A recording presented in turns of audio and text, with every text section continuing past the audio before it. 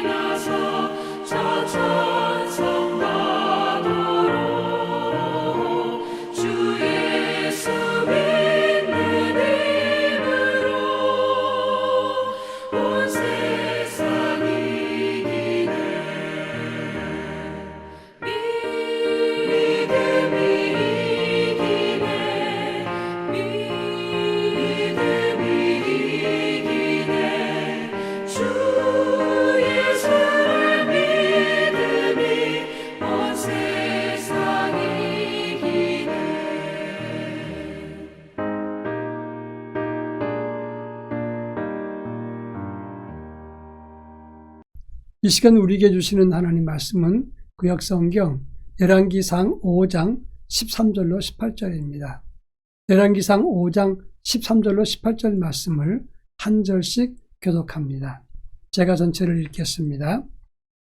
이에 솔로몬 왕이 온 이스라엘 가운데서 역군을 불러일으키니 그 역군의 수가 3만 명이라. 솔로몬이 그들을 한 달에 10,000명씩 번갈아 레바논으로 보내매 그들이 한 달은 레바논에 있고 두 달은 집에 있으며 아도니람은 감독이 되었고 솔로몬에게 또 짐꾼이 7만 명이요 산에서 돌을 뜨는 자가 8만 명이며 이외에 그 사역을 감독하는 관리가 3,300명이라. 그들이 일하는 백성을 거느렸더라. 이에 왕이 명령을 내려 크고 귀한 돌을 떠다가 다듬어서 성전의 기초소로 놓게 하매 솔로몬의 건축자와 히람의 건축자와 그발 사람이 그 돌을 다듬고 성전을 건축하기 위하여 제목과 돌들을 갖추니라. 아멘. 이 세상에서 가장 지혜로운 왕을 솔로몬 왕이라고 합니다. 그는 다윗의 아들로 다윗의 뒤를 이어서 왕이 되었습니다. 그러나 솔로몬이 왕이 되었을 땐 전국이 어수선했습니다. 왜냐하면 이 솔로몬의 형이었던 아도니아가 자기 스스로 왕이라고 나섰기 때문입니다. 근데 이 아도니아 뒤에는 요압 장군과 제사장 아비아달이 있었는데 그 당시 군권과 종교를 다 장악한 사람들이었습니다. 근데 그런 와중에도 다윗은 솔로몬을 왕으로 세웠습니다.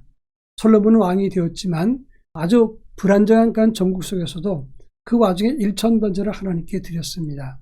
그래서 하나님이 그에게 총명을 주셨고 역사에 가장 뛰어난 왕이 되었다고 하는 점입니다. 이 솔로몬은 다윗이 준비해놓은 건축 자재와 많은 재물을 가지고 성전을 잘 지어서 하나님께 복원했던 인물이었습니다. 오늘 우리가 읽은 본문의 말씀은 솔로몬이 두로왕 히람과 약조하고 성전 건축에 필요한 자재를 확보한 다음에 13절부터 18절까지 해서는 성전 건축 사용을 감당할 일꾼들을 불러 모으고 그 일을 감당하게 했다. 그런 기록을 담고 있습니다. 이 본문의 의미가 뭔가를 함께 살펴볼까 합니다. 먼저 본문의 말씀은 성전 건축을 위한 자재를 준비하는 데 동원된 일꾼들을 소개하고 있습니다. 14절에 보면 아도니람을 총감독관으로 세우고 16절에 중간관리자는 3,300명, 또 13절에 보면 벌목군이 3만 명, 15절에 보면 짐 나르는 담군이 7만, 채석공이 8만 명이라 그랬습니다. 총 인원을 계산해 보면 18만 3천여 명으로 구성되었습니다. 그런데 이런 구조를 보면 솔로몬은 상당히 체계적인 지혜를 가지고 있는 사람이다. 이것을 알 수가 있습니다. 먼저 총감독 밑에 중간 감독이 있고 각 역할에 따라서 벌목군, 짐 나르는 담군, 그리고 채석공이 다 편성되어 있었다고 하는 겁니다. 근데 그들 중에서 13절에 보면 역군, 벌목 담당하는 사람들은 이스라엘 사람들로 구성되었다고 하는 것입니다. 그 당시 담군, 짐을 옮기는 사람들은 7만 명, 채석공은 8만 명인데 이들은 모두 이방 사람들이었습니다. 유대인들은 3만 명이 동원되어서 한 달에 10,000명씩 레바논에 보내졌고 2달 동안은 집에 있었다고 하는 겁니다. 이것은 뭘 말하냐면 조직과 체계를 갖추고 하나님의 성전 짓는 것을 무리하지 않도록 배려했다는 것을 말하는 것입니다. 하나님 나라와 하나님 집을 세워가는 모든 사역이 이렇게 체계적이고 무리하지 않는 그런 과정을 거쳐야 된다는 것을 보여주고 있습니다. 그런가 하면 17절에 보면 왕이 명령을 내려서 귀한 돌을 떠다가 다듬어서 성전 기초석이 되게 했다 그랬습니다. 크고 귀한 돌이라고 하는 것은 값진 돌을 말하는 것인데 7장 10절의 말씀 보면 크기는 10규빗 또는 8규빗 정방향의 돌이었다 그랬습니다. 가로 세로 높이 4 내지 5m 정도 되는 큰 돌을 말하는 것입니다. 이 큰 돌을 아주 재질이 좋은 큰 돌을 밖에서 잘 떠다가 다듬어서 성전의 기초석을 삼았다고 했습니다. 이 성전 기초석이라고 하는 것은 하나님 나라, 하나님의 교회의 기준이 되는 사람들을 의미한다고 하겠습니다. 크고 단단한 돌입니다.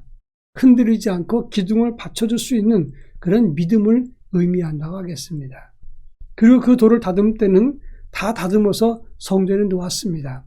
성전에 와서 다듬은 것이 아니었습니다. 우리는 많은 사람들이 성전 안에서 다듬어지려고 하다가 시끄러운 종소리가 많은 것을 볼 때가 있습니다. 우리는 사전에 다 다듬어서 준비된 돌로서 하나님 성전의 기초석이 되어야 된다는 것을 말하는 것입니다. 영적인 의미로 해석하자면 오늘 우리들은 잘 다듬어지고 훈련된 성숙한 인격과 믿음을 가지고 하나님 나라의 기초석이 되어야 된다 하는 것을 말합니다. 그런가 하면 18절에 보면 솔로몬의 건축자와 히람의 건축자 그리고 그발 사람들이 함께 계획을 세웠다고 말하고 있습니다. 이 그발 사람은 베니게에 속한 도시인데 그 지역에 히람의 건축자와 같은 훌륭한 기술자들이 있었습니다. 그래서 솔로몬의 건축자와 히람의 건축자 그발 사람이 함께 계획을 세우고 구상을 하고 설계했다고 하는 것입니다. 하나님의 사역도 하나님 나라 일도 마찬가지입니다. 하나님의 지도와 하나님의 계획이 먼저 있고 그 다음에 세부 계획은 전문가들의 구상과 계획이 있어야 되는 것입니다. 그리고 그것을 받아서 구체안을 검토하면서 관리하고 총감독하는 사람이 있는가 하면 사방의 지체들이 협력으로 이 모든 하나님 나라 일이 이루어진다고 하는 것입니다. 또 이런 과정을 생략하고 혼자 자기 생각대로 행동하는 경우가 있습니다. 그것은 아무리 그 사람의 생각이 맞는다고 할지라도 이것은 잘못된 것입니다. 왜냐하면 자기 생각과 전체의 생각이 다를 수 있고 하나님과의 생각도 다를 수 있기 때문입니다. 하나님 나라는 모든 부분이 서로 조화를 이루고 체계화되어야 됩니다. 먼저 하나님의 뜻과 계획이 있어야 되고 그리고 전문가들의 구상과 그리고 그것을 검토하고 계획하고 실천할 수 있는 감독과 그리고 세부적인 그런 지체들 또 역할분들이 다 따로 협력해서 하나님 나라가 세워지고 그리고 건설된다고 하는 것을 아셔야 됩니다. 오늘 우리 하나님의 교회도 마찬가지입니다. 성전이 아름답게 지어지는 것처럼 우리도 이런 체계와 성결함과 성숙함으로 아름답게 하나님 나라가 세워지기를 바랍니다. 다 같이 기도하겠습니다. 하나님의 교회와 하나님의 일에 조직과 체계와 경력으로 아름답게 이루어지게 하옵소서. 또 한 가지는 우리도 준비된 성전의 기초석이 되게 하옵소서. 기도하겠습니다. 기도합니다.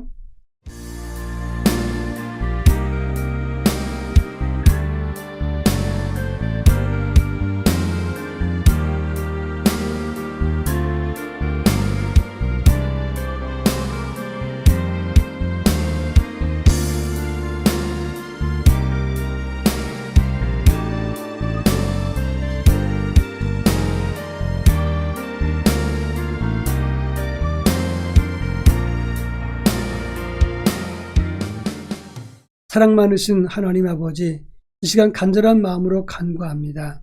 우리 모두 주의 일을 감당할 때 솔로몬이 계획을 세우고 체계적이었고 사람들을 배려하면서 이루어졌던 것처럼 저희 모두도 이와 같이 하나님 나라가 체계적으로 그리고 서로 배려하고 사랑과 믿음과 경건으로 이 모든 일을 감당하게 도와주시옵소서. 사랑하는 하나님, 이 시간 간절한 마음으로 간구하옵기는 우리 모두가 준비된 성전 기초석이 되게 하셔서 하나님 나라를 잘 떠받들 수 있도록 은총을 더하여 주옵소서. 참된 영성과 준비된 그리고 성숙한 인격과 믿음으로 큰 그릇과 큰 돌이 되어 하나님 나라를 잘 받들어 섬길 수 있도록 하나님 나라를 세워갈 수 있도록 은총을 더하여 주옵소서. 예수님의 이름으로 기도합니다. 아멘.